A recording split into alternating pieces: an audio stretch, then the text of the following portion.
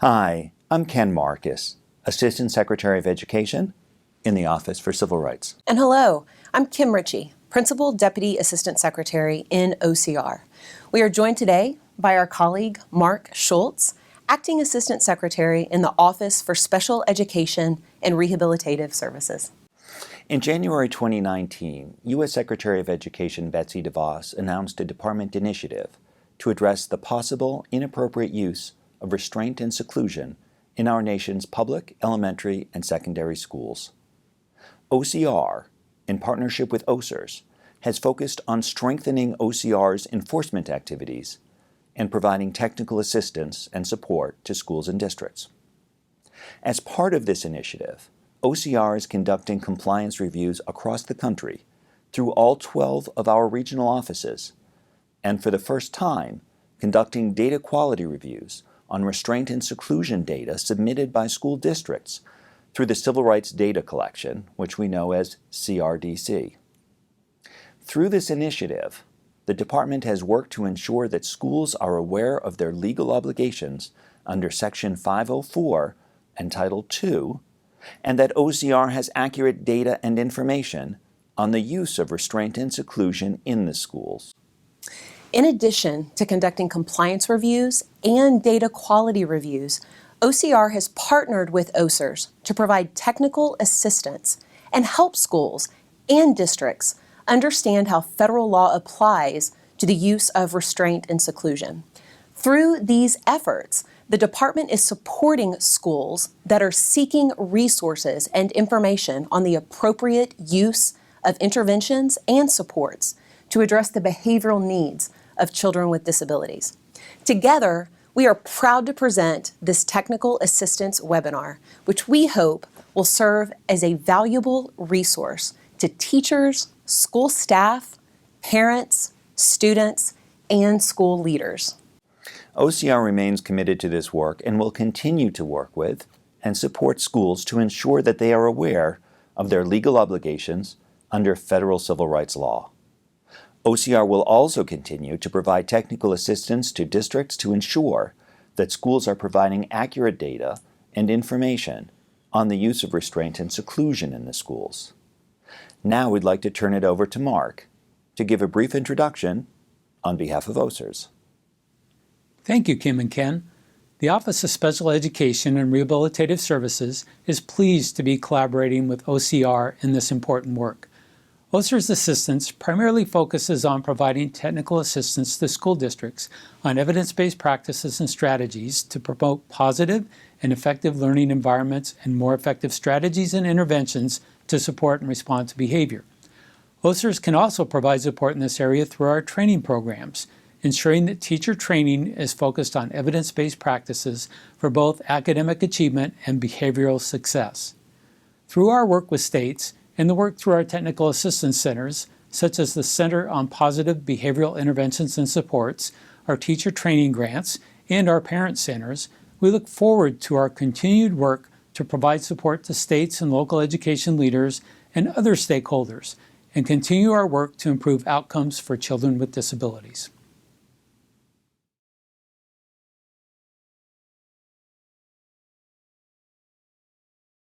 My name is Bianca Thomas Costello, and I am an attorney in the Office for Civil Rights.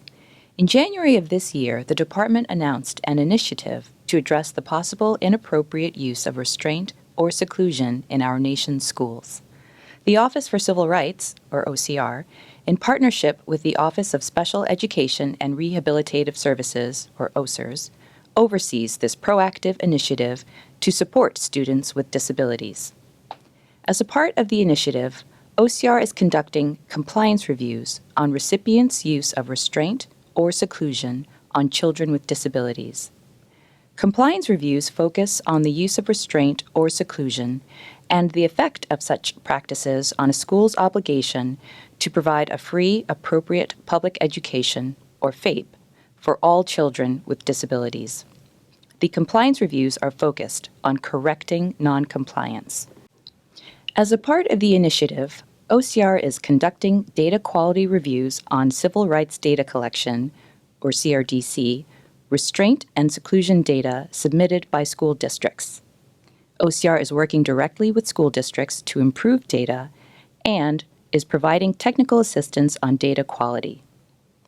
As a part of the initiative, OSERS will support recipients identified by OCR through compliance reviews or through the complaint resolution process to ensure they have access to appropriate technical assistance and support. OSERS will also support schools to ensure they have access to technical assistance and available resources, and support schools as they establish or enhance environments where the implementation of interventions and supports reduces the need for reliance on less effective and potentially dangerous practices.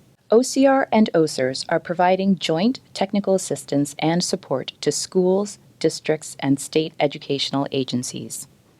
The Joint Technical Assistance supports recipients in understanding how Section 504, Title II, and the Individuals with Disabilities Education Act, or the IDEA, informs the development and implementation of policies governing the use of restraint and seclusion. This presentation provides general information and does not represent a complete recitation of the applicable law and policy in this area. It does not address specific issues of compliance because determinations of compliance depend on specific facts on a case-by-case basis. The language used in these slides is approved for purposes of this presentation only and should not be used for other purposes. In this presentation, OCR will give an overview of disability anti-discrimination principles and the civil rights data collection, specifically reporting instances of restraint and seclusion through the civil rights data collection. The Office for Special Education and Rehabilitative Services will provide information about the work of their Office of Special Education Programs. A key message here is that in some cases, the use of restraint or seclusion may result in unlawful discrimination against students with disabilities in violation of federal civil rights laws. The following restraint and seclusion definitions were adopted from OCR's Civil Rights Data Collection, or CRDC. The 2009 to 2010 CRDC restraint and seclusion definitions were first adopted after public input. Subsequent data collections have incorporated these same definitions. As defined by the CRDC, physical restraint refers to a personal restriction that immobilizes or reduces the ability of a student to move his or her torso, arms, legs, or head freely. Mechanical restraint refers to the use of any device or equipment to restrict a student's freedom of movement. The CRDC is a biennial, or every other school year, survey that collects data from a universe of public, local educational agencies and schools, including long-term secure juvenile justice facilities, charter schools, alternative schools, and schools serving students with disabilities. The CRDC collects data on leading civil rights indicators related to access and barriers to educational opportunity at the early childhood through grade 12 levels. The term physical restraint does not include a physical escort. Physical escort means a temporary touching or holding of the hand, wrist, arm, shoulder, or back for the purpose of inducing a student who is acting out to walk to a safe location. The term mechanical restraint does not include devices implemented by trained school personnel or utilized by a student that have been prescribed by an appropriate medical or related services professional and are used for the specific and approved purposes for which such devices were designed, such as adaptive devices or mechanical supports used to achieve proper body position, balance, or alignment to allow greater freedom of mobility than would be possible without the use of such devices or mechanical supports. Vehicle safety restraints when used as intended during the transport of a student in a moving vehicle, restraints for medical immobilization, or orthopedically prescribed devices that permit a student to participate in activities without risk of harm. Continuing with the CRDC definitions, Seclusion refers to the involuntary confinement of a student alone in a room or area from which the student is physically prevented from leaving. Seclusion does not include a timeout, which is a behavior management technique that is part of an approved program, involves the monitored separation of the student in a non-locked setting, and is implemented for the purpose of calming. Next, we will discuss a few disability anti-discrimination principles. Section 504 of the Rehabilitation Act, or Section 504, prohibits disability discrimination by recipients of federal financial assistance. When a recipient violates Section 504, OCR has enforcement authority to address the noncompliance. Recipients include all public schools, school districts, public charter schools, and magnet schools. Title II of the Americans with Disabilities Act, or Title II, also prohibits disability discrimination by public entities, including public schools, school districts, public charter schools, and magnet schools. OCR shares enforcement authority of Title II of the ADA with the U.S. Department of Justice. Title II is generally construed to provide no less protection than Section 504. Therefore, the remainder of this presentation focuses on the Section 504 rights of students with disabilities in public elementary and secondary schools. The definition of disability is the same under both Section 504 and Title II. A person, including a student, with a disability is someone who fits any of the following: a person who has a physical or mental impairment that substantially limits one or more major life activities, a person who has a record of such an impairment or is regarded as having such an impairment. What does Section 504 require? Among other things, Section 504 requires school districts to provide a free, appropriate public education for public elementary and secondary students with disabilities. A free, appropriate public education is often abbreviated as FAPE. Under Section 504, FAPE consists of two things: the provision of regular or special education and related aids and services that are designed to meet the individual educational needs of students with disabilities as adequately as the needs of students without disabilities are met, and a school's adherence to certain requirements related to educational setting, evaluation, placement, and procedural safeguards.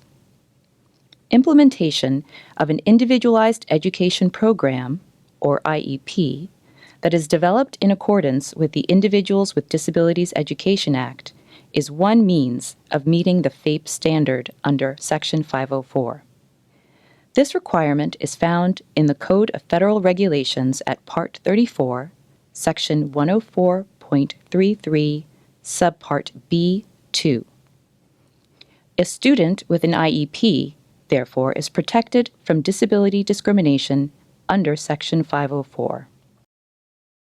Next, we will discuss the legal standards which OCR utilizes to determine whether the use of restraint or seclusion has violated Section 504. Section 504 requires a school to evaluate any student who needs or whom the district has reason to believe needs special education or related services because of a disability. Student behavior is one thing that can lead a school to have an obligation to evaluate a student for disability. Schools don't just have to serve students who have been identified as having a disability. That isn't enough to avoid disability discrimination under Section 504. When a student exhibits behavior that interferes with the student's education or the education of other students in a manner that would reasonably cause a teacher or other school personnel to suspect that the student has a disability, as defined under Section 504, the school district must evaluate the student to determine 1, if the student has a disability, and 2, if the student needs special education or related services because of that disability. When a school district suspects a student may have a disability because of social, emotional, or behavioral needs, and requires special education or related services to address those needs, the evaluation and placement process must draw upon information from a variety of sources and include an assessment of the student's social, emotional, or behavioral needs to address the identified concerns. Some students, due to an as yet unidentified disability, may engage in behaviors that do not conform to school conduct codes because they are not receiving needed educational services. Situations that may impede the student's learning or that of others include new or more frequent emotional outbursts, increase in the frequency or intensity of behavior, sudden change into withdrawn, non-communicative behavior, a notable drop in academic performance. These and other indicators that the student's behavior is out of the expected range of behaviors of students that age could trigger a school district's Section 504 obligation to determine if the student's needs are being met appropriately and whether a reevaluation is needed under Section 504. In OCR's view, if a student is provided FAPE consistent with the requirements of Section 504, evidence suggests it would likely result in reduced frequency of those situations in which the use of restraint or seclusion is justified. For a student who has already been identified as a student with a disability, a school's repeated use of restraint or seclusion may suggest that the student's current array of regular or special education and related aids and services is not sufficient to provide FAPE.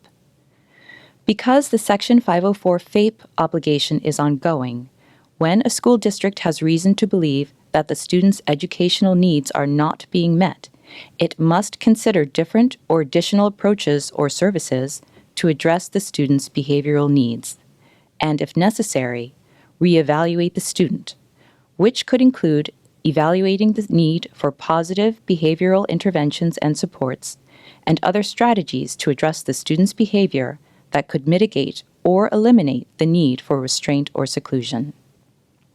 It is also important for school districts to monitor their use of restraint and seclusion through accurate data collection. If a student is not receiving FAPE, the school must reconvene the Section 504 team or IEP team for an IDEA-eligible student to do 4 things. 1.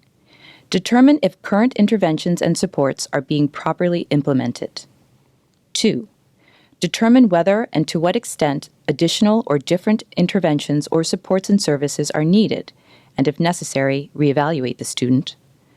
3. Ensure that any needed changes are made promptly. And 4. Remedy the denial of FAPE. Additionally, as part of that reevaluation process, and in determining where the student shall receive the changed Section 504 FAPE services, school districts must remain aware of their obligation to ensure that Section 504 FAPE services are provided in an educational setting with persons who do not have disabilities to the maximum extent appropriate to the needs of the student with a disability. This is the regular educational environment, unless it is demonstrated that the education of the student in the regular educational environment with the use of supplementary aids and services cannot be achieved satisfactorily. This requirement regarding educational setting can be found in the Code of Federal Regulations at Part 34, Section 104.34, and Section 300.114 through 116.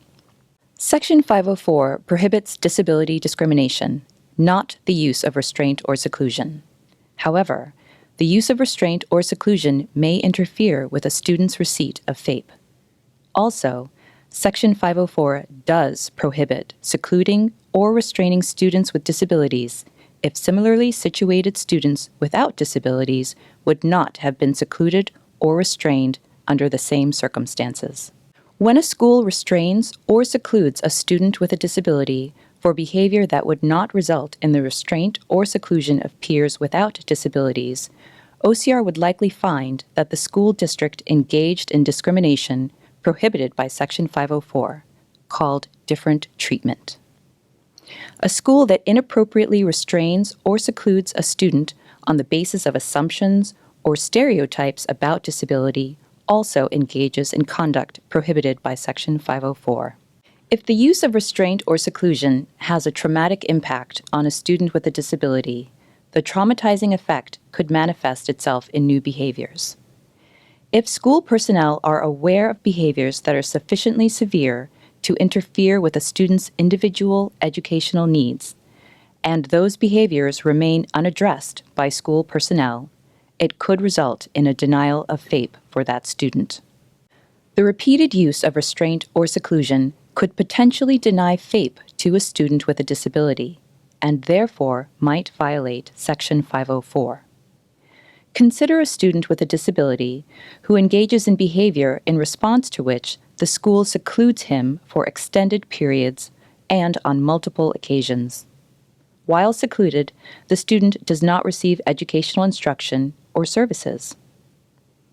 Repeated restraint or seclusion of a student could impact FAPE if the student doesn't receive the regular or special education related aids and services, doesn't receive supplemental services and modifications that the student needs, or is not in an appropriate setting in which to receive those services. If there is reason to believe that the provision of Section 504 FAPE services to the student has been adversely affected by the use of restraint or seclusion, such that the student's needs are not being met, a school has an obligation under Section 504 to take the following actions. 1. Determine if current interventions and supports are being properly implemented. 2. Determine the extent to which additional or different interventions or supports and services, including positive behavioral interventions and supports and other behavioral strategies, may be needed, and if necessary, reevaluate the student. 3. Ensure that any needed changes are made promptly. And 4. Remedy the denial of FAPE. The Section 504 team, or IEP team, may also need to consider other placement options, including a self-contained classroom, a private setting, or a separate school, if the education of the student in the regular environment with the use of supplementary aids and services cannot be achieved satisfactorily. This requirement regarding setting can be found in the Code of Federal Regulations at Part 34, Section 104.34, Subpart A. Before changing a student's placement, however, the team must consider whether any supplementary aids, services, or supports could be provided to maintain the student's placement in the regular educational setting to the maximum extent appropriate to the needs of the student with a disability. Under Section 504, the team must conduct a reevaluation of the student if they believe a significant change in placement is necessary. The team must determine whether the provision of compensatory educational services or other appropriate relief is warranted. If compensatory services are warranted, the school must offer and provide them to the affected student. A school district may proactively address potential noncompliance by taking all or some of the following actions: drafting, adopting, and implementing a policy governing the appropriate use of restraint or seclusion, training relevant staff and school resource officers on the policies regarding the appropriate use of positive behavior interventions, and implementing a tracking and monitoring system for incidents involving the use of restraint and seclusion techniques. School districts can disseminate the relevant policies to administrators, staff, faculty, parents, or guardians, along with a written description of the main points and requirements of the policies to ensure they are understood. They can also provide training on the policies regarding the appropriate use of positive behavior interventions to all faculty, staff, and administrators involved in providing instruction or services to students with disabilities. Section 504 applies to school officials, school employees, and everyone over whom a school exercises some control, whether through contract or other arrangement, including school resource officers or SROs, whether they are school district employees or work for a non-district law enforcement agency. Schools cannot divest themselves of responsibility for the non-discriminatory administration of school policies, including restraint, by relying on SROs, school district police officers, contract or private security companies, security guards, or other contractors or other law enforcement personnel to administer school policies.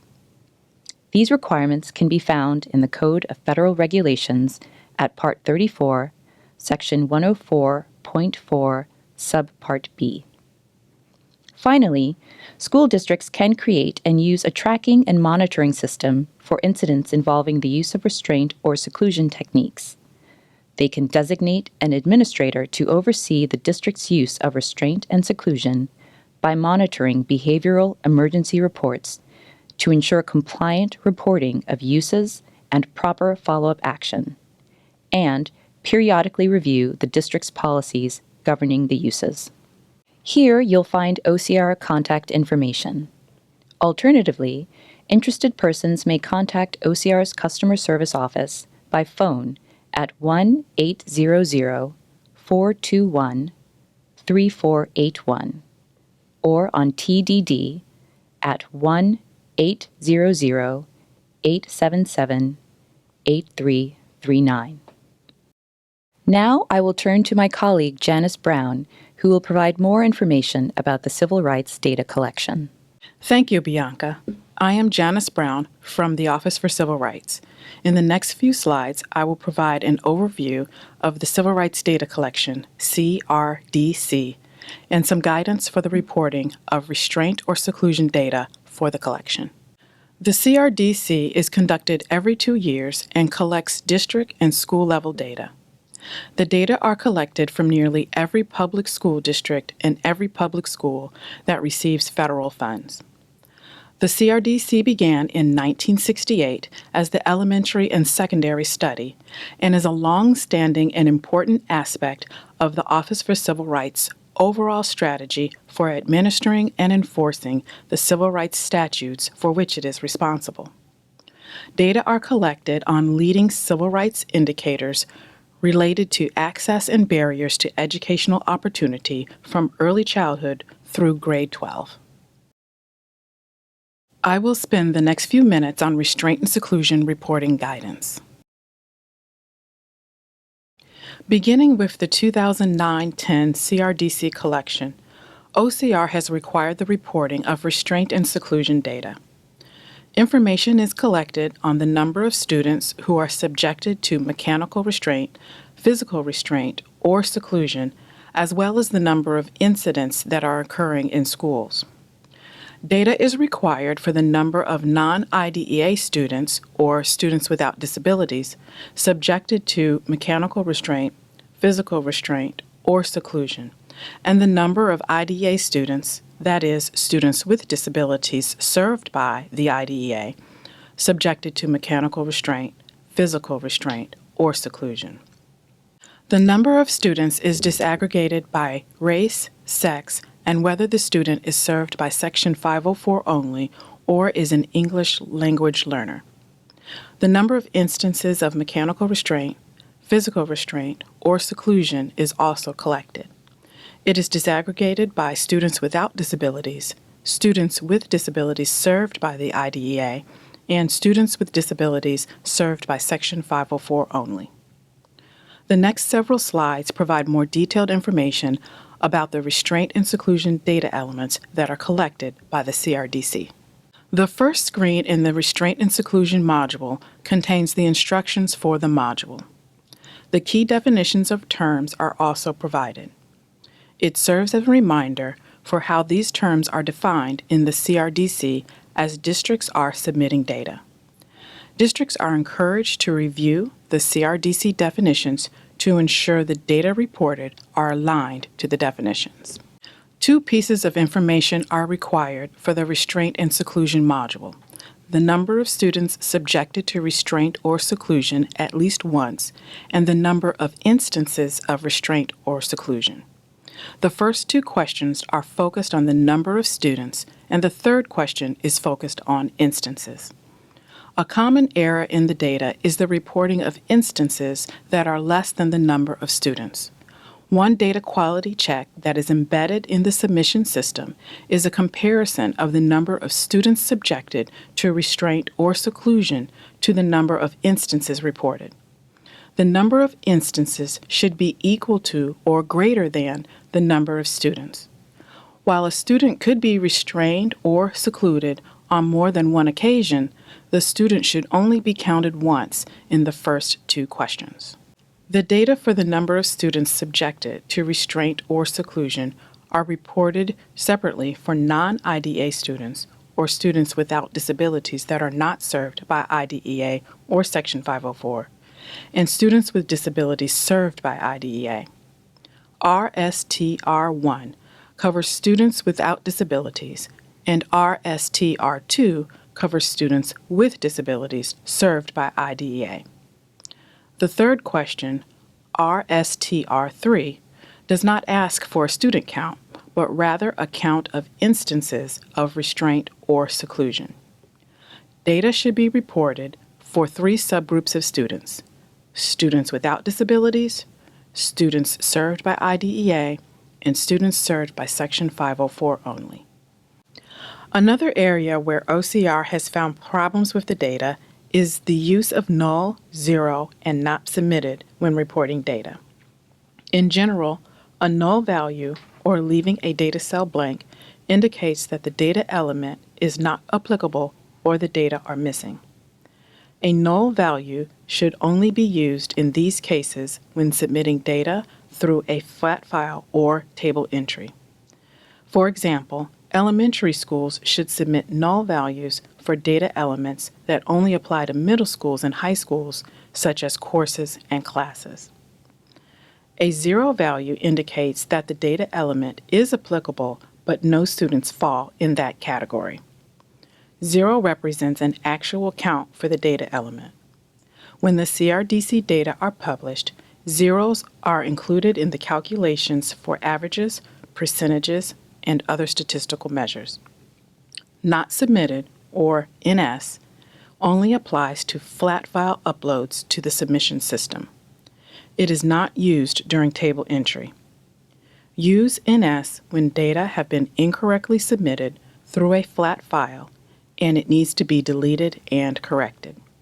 Submitting a value of NS will overwrite the existing data and return the data to not submitted so that it can be corrected.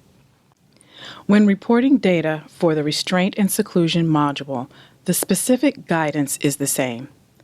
If a school district cannot report the restraint or seclusion data because, for example, there is a policy prohibiting the use of restraint or seclusion and there are no numbers to report, then the district should leave the data cells blank.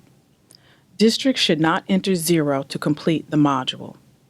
OCR will require an action plan to explain the extenuating circumstances surrounding the exclusion of the data. If the data are available and applicable for a school or district, but no students were subjected to restraint or seclusion, then report zero. When submitting data through a flat file upload and a data value needs to be corrected, use NS to overwrite the data. For example, if a school reports 0 students subjected to restraint or seclusion, but then realizes that these data cells should have been left blank because the data are not available, then the school should enter NS into the restraint or seclusion fields in order to return the data cell to null. This slide provides several technical assistance resources to assist districts with submitting data for the CRDC. There is a data tip document available on how to appropriately report 0, null, and NS, in addition to tips for reviewing data. Additional resources are available on the CRDC Resource Center website. The CRDC data are publicly available on the CRDC reporting website. This website contains general information about the CRDC, survey forms, and reports. OCR staff and the CRDC Partner Support Center staff are available to provide assistance to districts. Contact information is provided on this slide. Now you will hear from Laura Duos. Thank you, Janice. I am Laura Duos from the Office of Special Education Programs, or OSEP. OSEP is within the Office of Special Education and Rehabilitative Services, and we administer the Individuals with Disabilities Education Act, or IDEA. In general, the IDEA governs how states and public agencies provide early intervention, special education, and related services to more than 7 million eligible infants, toddlers, children, and youth with disabilities. Part B of IDEA ensures that a free, appropriate public education, or FAPE, is provided to all eligible children with disabilities through formula grants to states and discretionary grants to institutions of higher education and other nonprofit organizations. In administering IDEA, OSEP is focused on raising expectations and improving results for infants, toddlers, children, and youth with disabilities ages birth through 21. IDEA does not specifically prohibit the use of restraint or seclusion in schools. These are practices that are primarily governed by state laws and regulations. Therefore, it is important that states inform school districts on the policies governing the use of restraint or seclusion so that information can be accurately provided to administrators, teachers, and parents so all parties can understand how and when restraint or seclusion may be used in the school setting. Additionally, it is important that states and local policies regarding the use of restraint or seclusion are reviewed regularly and updated as appropriate.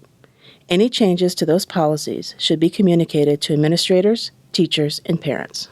While IDEA does not specifically address restraint or seclusion, it does promote the use of positive behavioral interventions and supports to address behavior that impedes the learning of students with disabilities or the learning of others. Whether IEP teams consider the appropriate use of restraint or seclusion for individual children with disabilities is a decision that is left to each state. IDEA does include specific provisions regarding the use of positive behavioral supports. In the case of a child whose behavior impedes the child's learning or that of others, the IEP team, in developing, reviewing, and revising the child's IEP, must consider the use of positive behavioral interventions and supports and other strategies to address that behavior.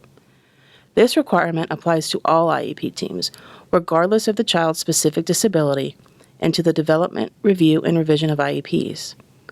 There is nothing in IDEA that limits an IEP team to one annual meeting. Therefore, if a child's behavior continues to impede his or her learning, the child's IEP team should reconvene to discuss if additional special education, related services, and behavioral supports are needed to make FAPE available to the child. Also, it is important to note that a pattern of exclusionary disciplinary measures may indicate a child's IEP is not reasonably calculated to enable a child to make progress appropriate in light of the child's circumstances, and additional or different supports and strategies may be needed to ensure FAPE is made available to each child with a disability. The use of behavioral supports provided as part of a child's special education and related services may be necessary to ensure that a child's IEP is designed to provide FAPE. The use of behavioral supports can do this by enabling the child to advance appropriately toward attaining the annual goals specified in the IEP, be involved in and make progress in the general education curriculum, and participate in extracurricular and other non-academic activities. How do you determine which behavioral supports and interventions are appropriate? As with all special education and related services, this is an individualized determination. Therefore, the child's unique needs are the basis for determining the behavioral interventions and supports or behavioral management strategies that are appropriate for the child and what interventions, supports, and strategies are included in the child's IEP. Such behavioral supports might include meetings with a behavioral coach, social skills instruction, counselors, or other approaches. And now my colleague Renee Bradley will share additional information on helpful strategies and resources. Thank you, Laura. I'm Renee Bradley from the Office of Special Education Programs. We're going to switch gears a bit, and I'm going to take the next few minutes to share some information and best practices related to restraint or seclusion and what we currently know from a research to practice perspective. Although most states have some form of legislation or policy, the overall use of restraint or seclusion has not been reduced. We know that policy is necessary but not sufficient in most cases to affect day-to-day practice. We also know that educators trained in de-escalation techniques are less likely to resort to restraint or seclusion. We know that the implementation of positive behavioral supports reduces the likelihood that teachers will use aversive techniques. And we also know that schools implementing school-wide positive behavioral interventions and supports, PBIS, with fidelity experience a reduction in the use of restraint or seclusion. I'm going to spend the next few minutes on some evidence-based strategies to consider. First, early identification of challenging behaviors and early intervention using preventative strategies can reduce the need for restraint or seclusion. As used here, early identification is not only referring to age, but more so to early in regard to time of onset of the behaviors that result in restraint or seclusion. For some children, these behaviors may present later in their school years. Second, promote a school climate with an emphasis on positive, preventative, and supportive classroom strategies. We also should have included the word predictable here. Children need to know what is expected in terms of behavior to be successful and be provided the supports and services needed to meet those expectations. We are usually much better at setting forth academic expectations. We also need to do the same for behavioral expectations. De-escalation and redirection strategies work in reducing the chance that behaviors will escalate to a point requiring more aversive strategies. And lastly, teachers and providers need to be provided professional development and coaching on the use of preventative strategies, not just one-shot presentations, but active support in learning alternative strategies and effective interventions. Strategies like de-escalation and redirection are not naturally occurring and take time to master. A functional behavioral assessment can be used to identify why a behavior occurs and the interventions needed to reduce that behavior. Best practice to determine effective strategies and interventions for a child's behavior that may result in the use of restraint or seclusion is to conduct a functional behavioral assessment to determine why the unwanted behavior is occurring. Conducting an FBA should not be limited to students with emotional behavioral disabilities or even children with disabilities, but can be done with any child whose behavior is resulting in restraint or seclusion to determine effective interventions and less aversive strategies. Systematically screening students who are at risk of engaging behaviors that may result in restraint or seclusion is also a best practice. Just as we screen children for academic strengths and weaknesses, we also need to screen children for behavioral strengths and weaknesses and then provide the appropriate interventions and supports. Policies need to be established and implemented in schools and regularly reviewed. Policies on restraint or seclusion can be aligned with other policies such as emergency and crisis plans, multi-tiered frameworks, and school climate initiatives. Schools also need to collect data and use it for planning and decision-making. Beyond incidences, schools also need data on implemented strategies and interventions. Are they being implemented with fidelity? And what is the impact on the target behavior? Is it increasing or decreasing? In 2012, the U.S. Department of Education released a document called Restraint and Seclusion. It offers further information on this topic, discouraging the use of restraint or seclusion more generally. The 15 principles are only best practices. This document does not set forth any new requirements and does not create or confer any rights. The extent to which states and school districts follow these principles is a matter for state and local school officials to decide using their professional judgment. An additional resource is Supporting and Responding to Classroom Behavior, Evidence-Based Classroom Strategies for Teachers that can be found at the link on your slide.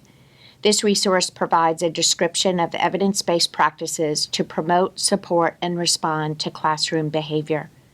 In addition, there are 2 other sites listed on the PowerPoint that will provide additional information. The Office for Civil Rights website and the Office for Special Education Programs website. A few additional resources include the National Center for Positive Behavioral Interventions and Supports website, On that website, you will find information and resources such as the Blueprint on Self-Assessment, which is a guide for leadership teams in the assessment, development, and execution of school-wide plans to address behavior. The outcome of this is the development of local capacity for sustainable, culturally and contextually relevant, and high-fidelity implementation of multi-tiered practices and systems of support for supporting and responding to behavior. The U.S. Department of Health and Human Services Substance and Abuse and Mental Health Services Administration's National Center for Trauma-Informed Care and Alternatives to Seclusion and Restraint also offers consultation and technical assistance to develop trauma-informed care to eliminate the use of restraints, seclusions, and other coercive practices, and information on implementing trauma-informed approaches. The National Child Traumatic Stress Network, funded by the Substance Abuse and Mental Health Services Administration, provides several resources for educators, parents, and children on the serious impact of traumatic stress on children. OSEP's Ideas That Work site also provides additional resources that you may find helpful in addressing seclusion or restraint. We hope that you have found this information useful. For more information, please visit the websites listed above.